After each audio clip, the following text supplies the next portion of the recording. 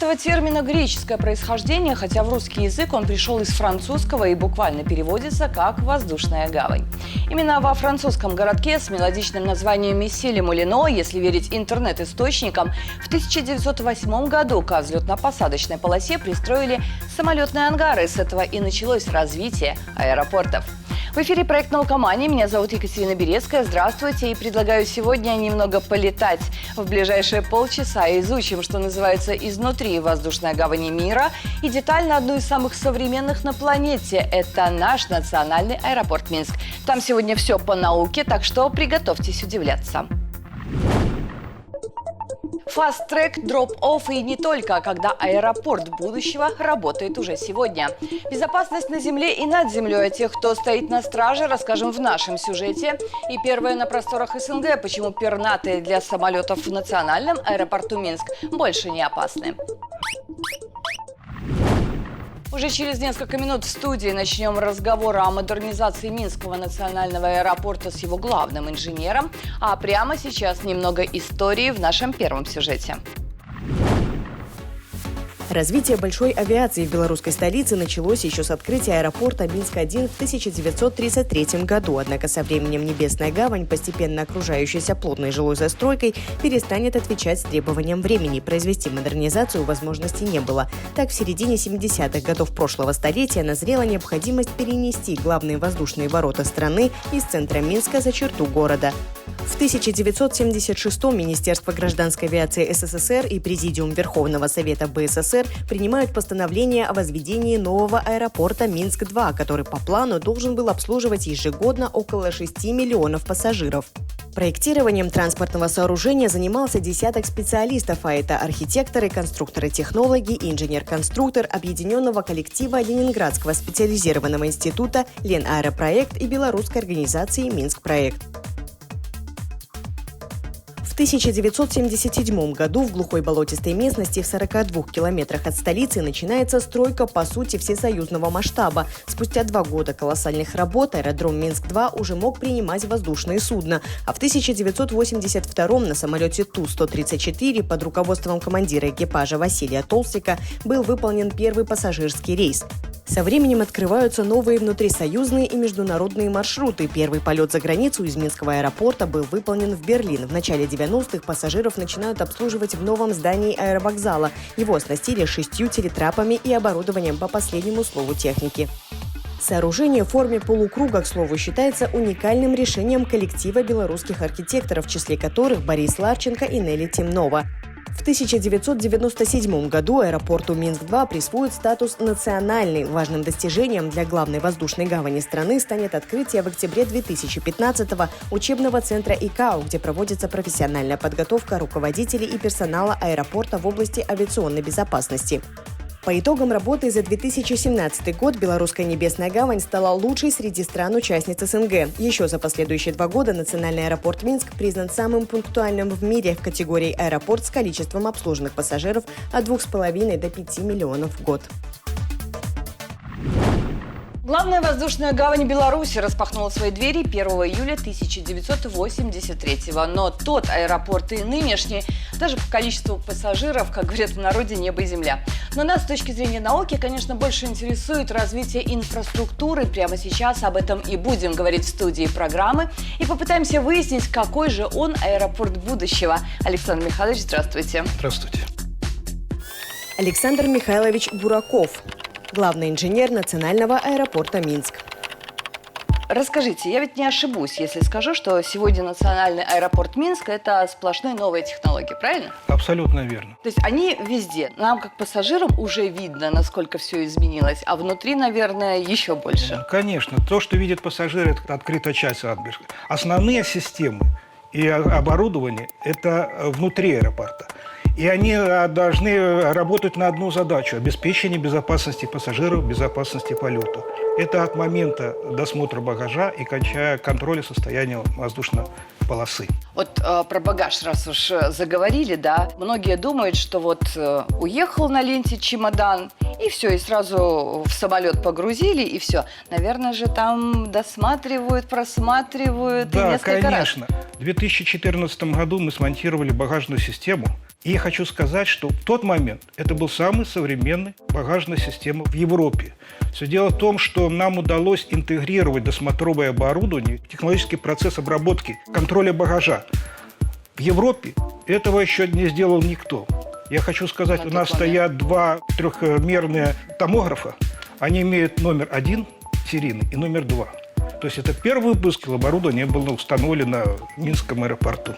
Ну вот вы сказали, что основная задача – безопасность пассажиров, но я бы добавила еще и комфорт пассажиров. Вот расскажите несколько новых сервисов, которые появились относительно недавно. Fast Track и Drop Off. Расскажите. Сервис Fast Track. Это достаточно востребован в западных аэропортах и в основном пользуются пассажиры, которые зарубежных маршрутов. Что это такое? За определенную плату пассажир может заказать приоритетный проход через зону досмотра. То есть он проходит регистрацию и оплачивает эту услугу и проходит через отдельную досмотровую стойку. То есть вот эта процедура никак не ущемляет права других пассажиров. Не получится, что они стоят, ждут, кто-то какой-то там товарищ проходит. Нет, он пройдет отдельно, никого не задерживая. Drop-off – это совершенно новая для нас система. У нас порядка 10 стоек регистрации оборудованы дополнительными этим оборудованием Drop-off. То есть пассажир может самостоятельно сдать багаж. Пассажир прибывает в аэропорт. У него на руках может быть посадочный талон, распечатанный на стойке саморегистрации, или распечатанный, когда он проходит регистрацию онлайн, распечатан на простом принтере, и подходит к этой стойке, их там 10 стоек таких, следует указаниям на дисплее и сдает сам багаж. То есть уменьшается время стояния в очередях. И этим часто пользуются пассажиры, которые часто летают и знакомы с этой системой. Слушайте, прям как касса самообслуживания в магазинах, которые появились. Говорили уже с вами немного, затронули тему безопасности. Эту тему предлагаю развить в нашем сюжете. Давайте посмотрим. Такое своего рода напоминание звучит для каждого, кто заходит в здание национального аэропорта Минск без маски. На входе авиапассажиры сразу же попадают в поле зрения специального тепловизора, ведь в нынешних условиях эпидемиологическая безопасность важна не менее, чем авиационная. Для обеспечения данных мер нами используются системы термоконтроля, которые размещены на входах в здание. И в случае, если данная система выявляет у пассажира повышенную температуру, она автоматически информирует об этом ответственных лиц, которые подойдут к этому пассажиру, предложат ему пройти в медпункт. За безопасный перелет в национальном Минском аэропорту уже четверть века отвечает служба авиационной безопасности. Еще, к примеру, 5 лет назад каждого пассажира приходилось досматривать вручную, а уже сегодня основную работу делает современная техника. Рентгенно-телевизионные установки – это первое, что мы применяем. Значит, арочные металлодетекторы, радиоволновые сканеры и детекторы взрывчатых веществ. При прохождении досмотра пассажир снимает все металлические предметы, достает все содержимое из своих карманов. Если у него что-то остается при себе, на картинке монитора проблемная область будет обозначена темным цветом. Вылетающий из национального аэропорта Минск пассажир проходит до 6 видов контроля, а багаж через целых 5 уровней безопасности. Когда багаж спускается со стойки регистрации, он проходит через станции считывания, их 8 штук, где лазерный луч считывает штрих-код, который находится на бирке. После этого багаж проходит досмотр на компьютерном томографе.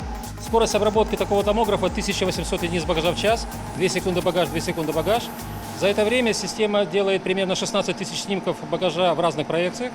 Мощная математика это все сводит в единое изображение, которое потом используется для проведения досмотра предполетного багажа. Пронести на борт самолета запрещенные предметы вряд ли получится, да и сами пассажиры, делятся работники аэропорта, как правило, не рискуют. Однако, когда дело касается реальных угроз на воздушном судне или в самом аэропорту, в поисках потенциально опасных предметов в том числе помогают четвероногие сотрудники. В службе авиационной безопасности свое отдельное кинологическое подразделение. Зимой у нас такой случай был. Значит, была угроза минирования самолета. Мы работали на предотвращение. То есть, например, у нас была задача досмотреть аэровокзальный комплекс на отсутствие взрывоопасных предметов. В рабочей обстановке все это делается без наведения лишней суеты, как говорится. Кинолог вместе с собакой осматривает помещение АВК, все ниши, все дополнительные уборные. Для обеспечения безопасности на территории аэродрома вдоль взлетно-посадочной полосы по обе ее стороны установлены специальные биоакустические установки для отпугивания птиц. Всего их 10.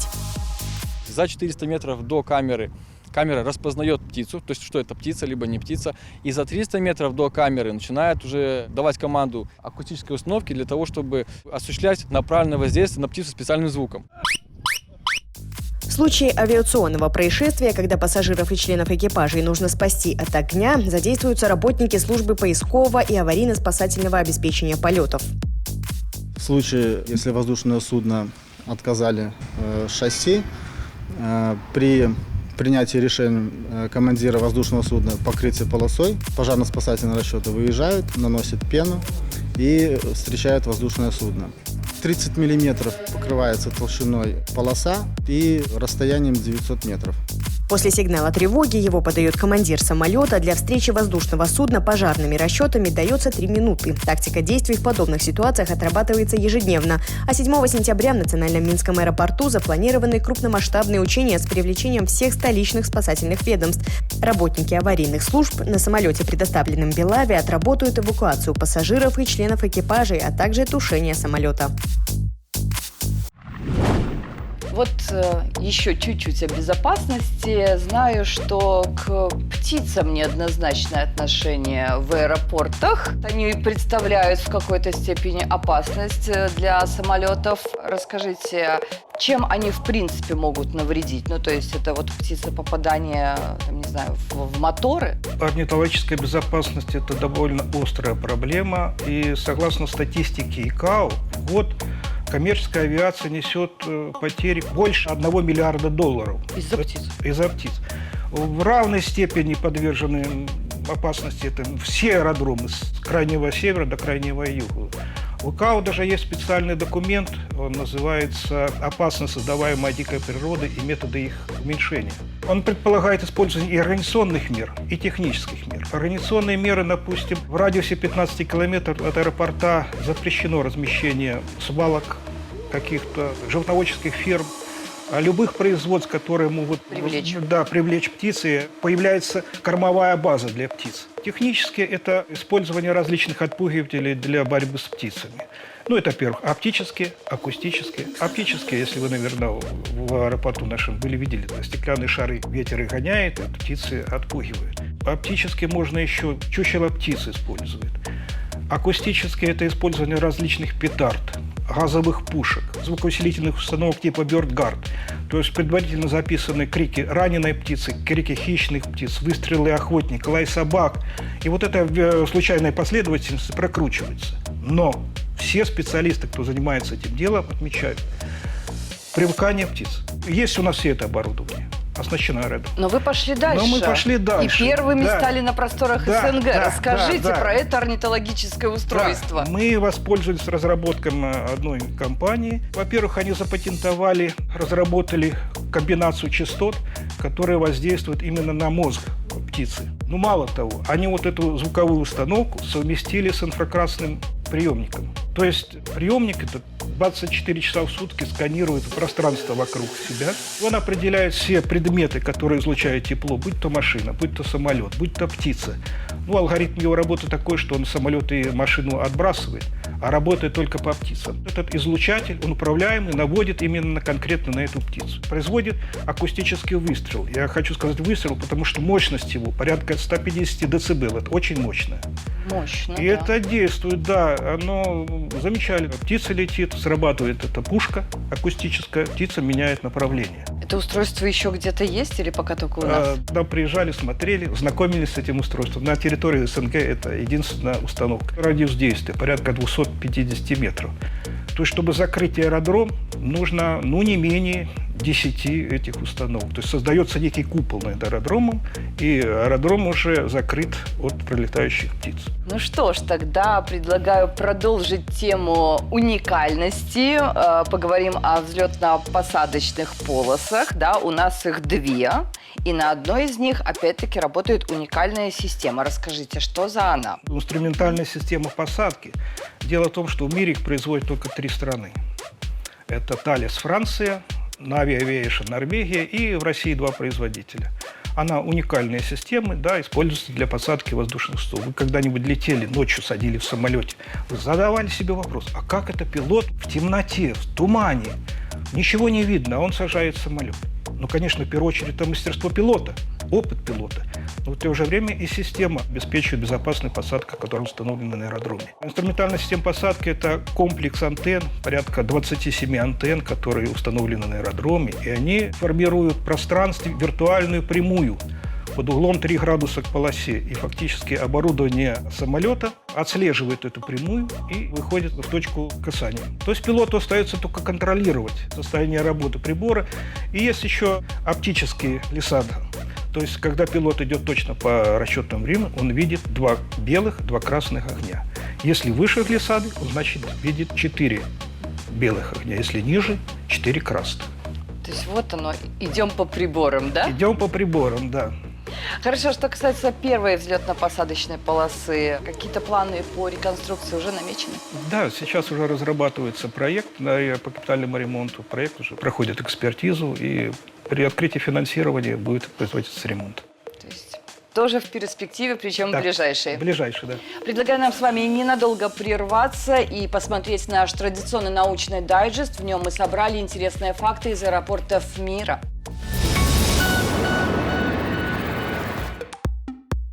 Самая большая воздушная гавань в мире находится в Дубае. Международный аэропорт Аль-Мактум был официально открыт 27 июня 2010 года. На территории аэродрома, расположенного на 140 квадратных километрах, 6 взлетно-посадочных полос длиной в 4,5 километра, что дает возможность обслуживать самые крупные современные пассажирские самолеты. Крупнейший аэропорт Объединенных Арабских Эмиратов считается и самым дорогим в мире. На его строительство, по информации интернет-источников, было потрачено $8 миллиардов.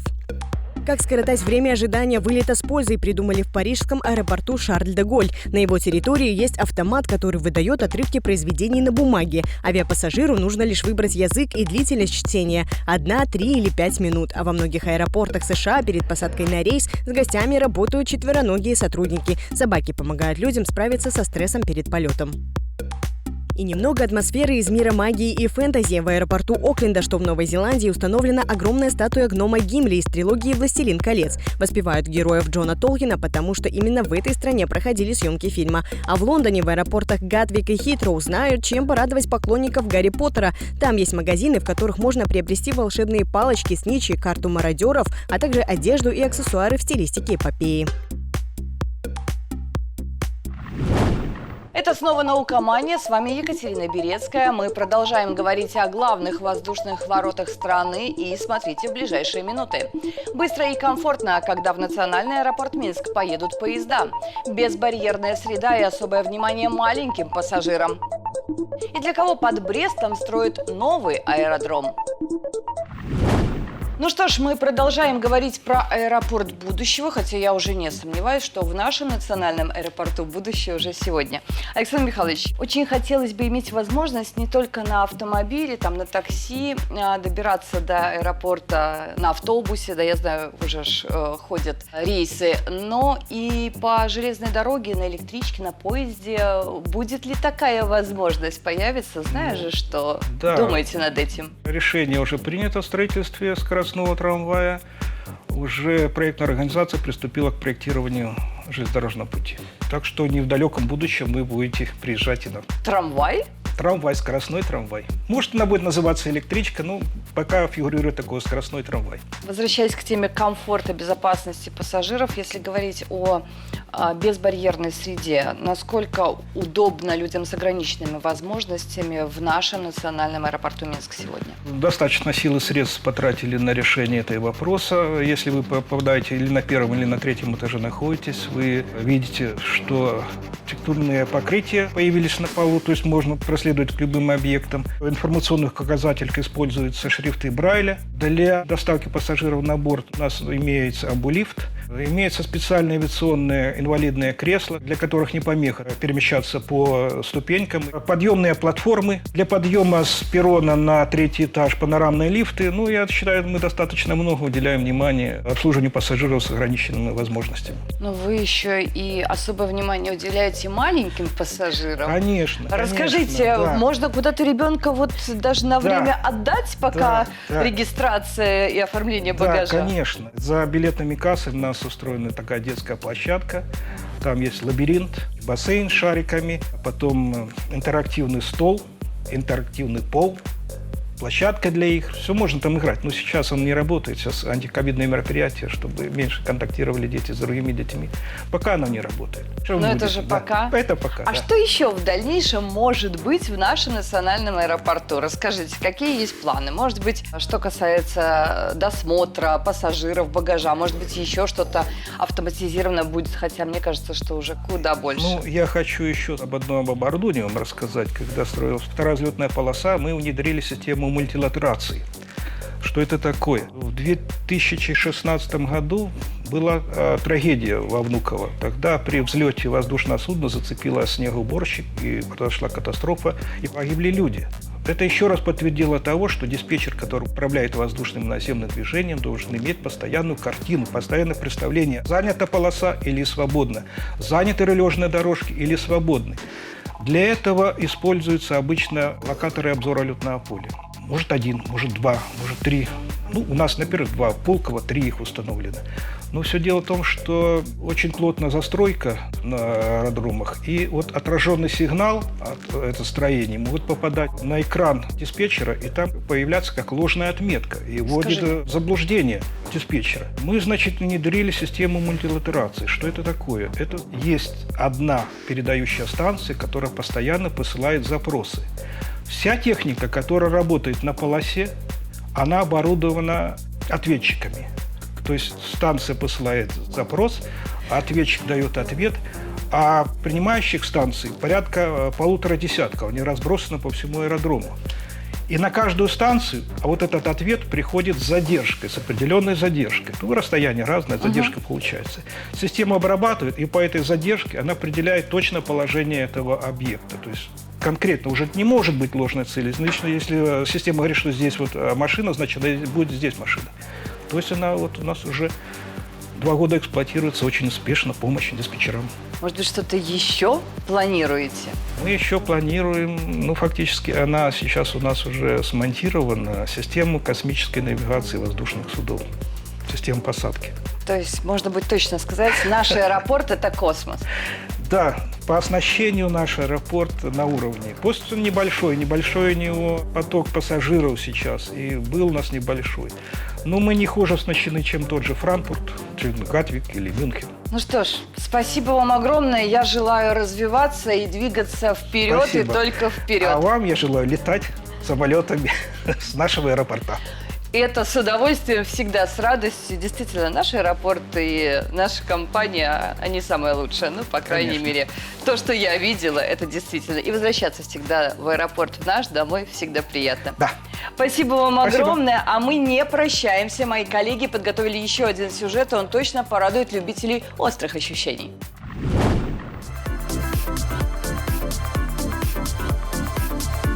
Полетать на самолете или параплане, прыгнуть с парашютом, познакомиться с авиационной техникой и просто посидеть в кафе. Все это в одном месте в ближайшие годы станет доступным недалеко от Бреста. В Малорийском районе, практически в 20 километрах от областного центра, началось строительство нового аэродрома ДОСААФ.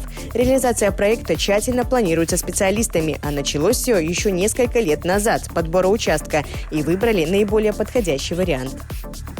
Мы исходили из того, что он должен соответствовать нормам авиационной безопасности, то есть пути воздушных подходов, плотность грунта. Конечно же, были учтены интересы местных жителей, чтобы не было вблизи населенных пунктов, потому что тоже мы понимаем, что это объект повышенной опасности, в том числе пожарной опасности. Ну и, конечно же, один из немаловажных факторов, мы учитывали интересы сельскохозяйственных предприятий, то есть наиболее плодородные земли, конечно же, отбирать было нецелесообразно. Новая площадка будет представлять собой целый комплекс. Акцент в первую очередь все же делается на спорт. Для этого спроектированы здания с учебными площадками для приземления парашютистов и специальные учебные классы. На месте будущего аэродрома уже ведется строительство взлетно-посадочной полосы в 600 метров. Она будет грунтовой, никакого искусственного покрытия. Первая причина – это, естественно, удешевление выполняемых работ. Второй момент немаловажный, что при выполнении взлета-посадки легкомоторных самолетов с искусственного покрытия идет стирание пневматика, что, скажем так, тоже достаточно дорого, если производить частую замену. И тоже немаловажный момент, третий, это приземление парашютистов будет осуществляться на грунт, то есть на траву, что, конечно же, гораздо приятнее для парашютиста, чем приземляться на бетонную или железную взлетно-посадочную полосу.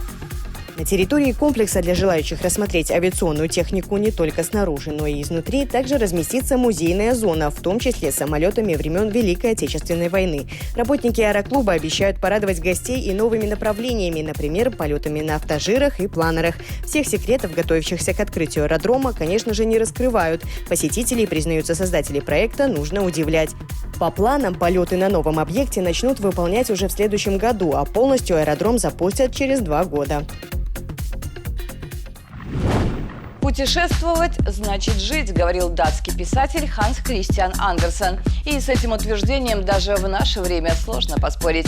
Живите ярко и путешествуйте с комфортом. Это была «Наукомания» и я, Екатерина Берецкая. До встречи в эфире.